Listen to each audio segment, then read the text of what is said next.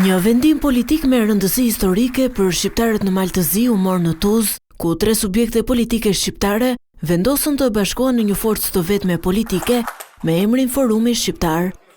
Në një kohë kur skena politike shpesh karakterizohet nga fragmentarizimi dhe krijimi i partive të reja, Alternativa Shqiptare, Unioni Nacional Shqiptar dhe Lidhja Demokratike Shqiptare zgjodhën një rrugë tjetër, bashkimin e strukturave, energjive dhe vizionit të tyre në një organizim të përbashkët politik. Sot është një moment politik i tillë që në një proces që është para nesh është integrimi i Maltëzisë në Evropë.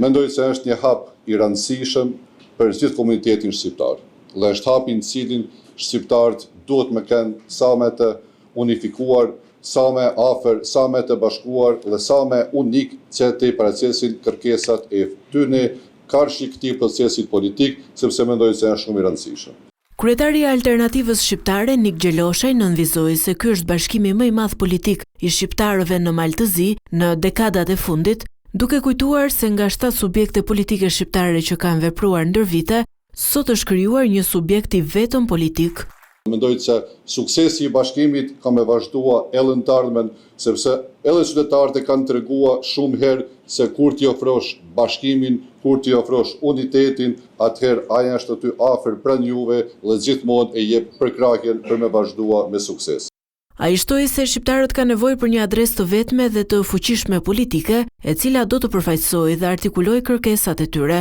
Në njëjtën kohë shqiptarët në Maltëzi,